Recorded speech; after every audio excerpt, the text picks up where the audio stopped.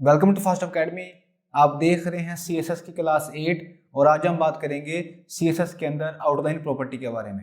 Okay, तो ये मेरे पास एक पैराग्राफ है और इसके ऊपर है ब्लू कलर का बॉर्डर। तो अब सबसे पहले हम ये देखते हैं कि आउटलाइन प्रॉपर्टी करती क्या है।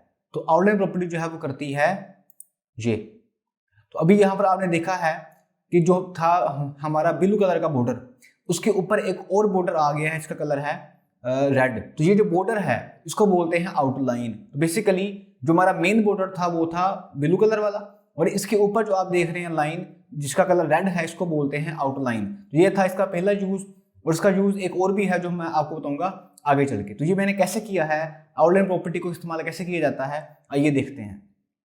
सबसे पहले ये जो कोड है इसको मैं करता हूँ यहाँ से रिमूव, ताकि मैं आपको शुरू से बताऊं कि ये कैसे काम करती है। ठीक है, तो सबसे पहले मैं क्या करता हूँ, मैं यहाँ पर ये जब इसको ऐसे करूँगा तो ये ऐसे आ जाएगा। तो सबसे पहले मैं क्या करता हूँ, मैं यहाँ पर लेता हूँ एक बॉर्डर।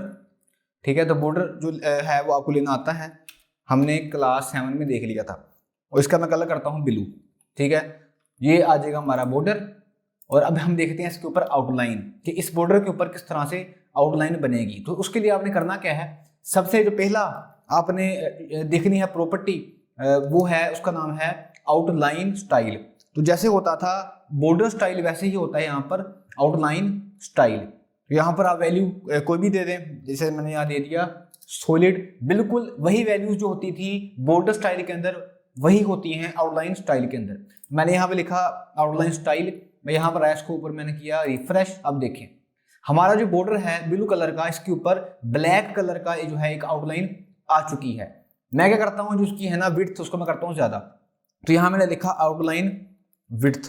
ये बिल्कुल वैसे ही काम करता है जैसे था बॉर्डर, उसकी जो है प्रॉपर्टीज भी बिल्कुल फिलहाल सेम ही जा रही हैं।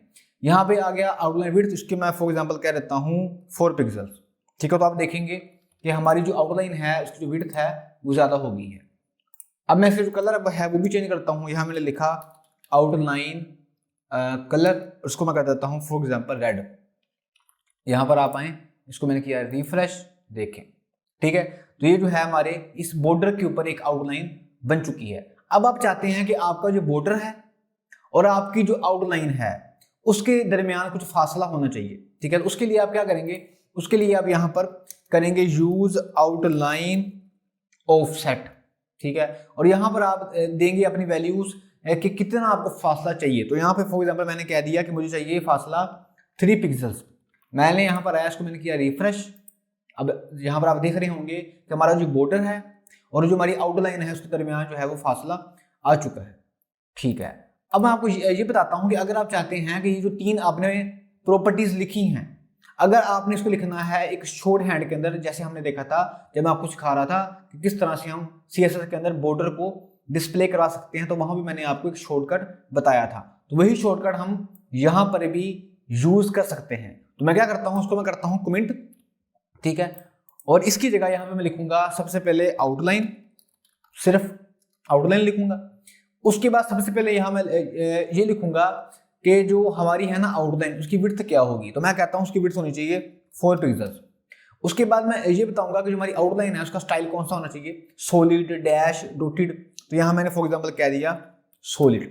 उसके बाद इसका कलर, तो मैंने कलर कर दिया रेड। तो ये हमारा बन गया है शॉर्ट हैंड या शॉर्टकट, जैसे हमने देखा था बॉर्डर के अंदर। मैंने सेव किया तो अब देखेंगे कि बिल्कुल ये वैसे ही है। ठीक है, तो ये शॉर्टकट भी आप इस्तेमाल कर सकते हैं। अगर मैं यहाँ कर देता हूँ फॉर एग्जाम्पल डैश, ठीक है, तो जैसे था बॉर्डर, आउटलाइन भी हो जाएगी डैश के अंदर। ठीक है, तो ये जो है यहाँ से आपको समझ आ गई होगी कि हम आउटलाइन को यूज क्यों करते हैं। अच्छा, अब यहाँ पर आपका क्वेश्चन ये होगा कि क्या हम सिर्फ आउटलाइन को इस्तेमाल कर सकते हैं, मतलब ये लाजमी है कि हर बार हमने आउटलाइन को बॉर्डर के ऊपर ही इस्तेमाल करना है? तो ऐसा नहीं है। अगर मैं यहां से बॉर्डर को कर देता हूं कमेंट, ठीक है, तो अब यहां देखें आउटलाइन यहां फिर भी है। ठीक है, और अगर मैं यहां से इसको ले आता हूं फॉर एग्जाम्पल सॉलिड के अंदर, और इसका जो है ना आउटलाइन का कलर मैं कर देता हूं यहां से ब्लू, तो आप देखेंगे कि आउटलाइन बिल्कुल बन जाएगी जैसे बना था बॉर्डर। ठीक है, तो ये बिल्कुल ऐसे ही है जैसे है बॉर्डर। अब यहां पर आपका क्वेश्चन ये होगा कि अगर यहां पर आउटलाइन और बॉर्डर में कोई फर्क ही नहीं है, तो फिर हम किसको करें इस्तेमाल, बॉर्डर को या आउटलाइन को? तो यहाँ पर मैं आपको ये बताता हूँ कि बेशक आपको देखने में ये फील हो रहा है कि बॉर्डर और आउटलाइन सेम ही काम करते हैं, लेकिन इनमें थोड़ा सा फर्क है। फर्क क्या है वो अभी मैं आपको दिखाता हूँ। यहाँ पर आए और सबसे पहले मैं क्या करता हूँ, यहाँ से मैं जो है ना आउटलाइन इसको करता हूँ कमेंट, और इसको मैं यहाँ से कर देता हूँ रिमूव, क्योंकि हम शॉर्टकट इस्तेमाल करेंगे, ठीक है। और यहाँ पर आप आ जाएं, इस बार जो है ना मैं कर देता हूँ आउटलाइन इसके ऊपर, ये जो है ना हमारा CSS वाला इसके ऊपर दूंगा, ये जो है ना हमारी ये वाली CSS आउटलाइन इसके ऊपर दूंगा। अब ना यहाँ पर आपने एक बात देखनी है, अब मैं आपको ये समझाने जा रहा हूं कि आउटलाइन में और बॉर्डर में क्या फर्क है। यहां पर लिखा हुआ है CSS आउटलाइन और नीचे लिखा हुआ है पैराग्राफ। जब मैं ना इसको मैं करता हूं यहां से अनकमेंट, अब मैंने क्या किया कि मैंने ये जो है ना हमारी ये वाली लाइन हेडिंग इसके ऊपर मैंने दे दिया है बॉर्डर। अब जब मैं यहां पर आके करूंगा रिफ्रेश, तो आप देखेंगे कि ये जो है ना हमारा पैराग्राफ ये थोड़ा नीचे को हो जाएगा। क्यों हो जाएगा? क्योंकि मैंने इसको ऊपर दूंगा बॉर्डर, और ये जो हमारी हेडिंग है इसकी विड्थ जो है वो हो जाएगी ज्यादा, या हाइट आप कह लें, तो ये जो हमारा बॉर्डर है वो नीचे को आ जाएगा। आपने जरा गौर से यहां देखना है, आपने देखा हमारा जो बॉर्डर है वो जब मैंने इसको दिया तो जो पैराग्राफ था वो नीचे को हुआ है। क्यों हुआ है? क्योंकि हमारी जो है ना ये वाली आउटलाइन, ये जो हमारी पूरी है हेडिंग, इसकी जो है ना विड्थ या हाइट वो ज्यादा हो गई जब मैंने इसके साइड में बॉर्डर दिया, तो वो ये नीचे को आ गया। मैं आपको दिखाता हूँ दोबारा देखें आप, ठीक है।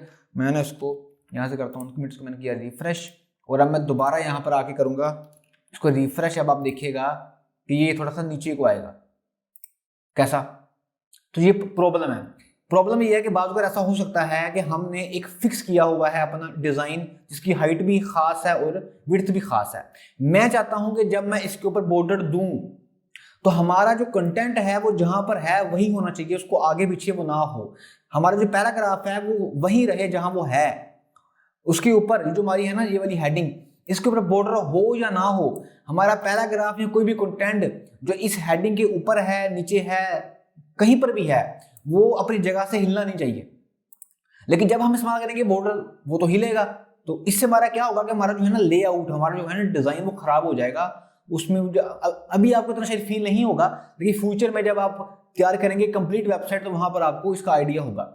तो फिर हम ये जो प्रॉब्लम है, इस प्रॉब्लम का सोल्यूशन है आउटलाइन। क्योंकि जब भी हम यहाँ पे इस्तेमाल करेंगे आउटलाइन तो वो कोई भी एक्स्ट्रा हाइट या विड्थ नहीं लेता।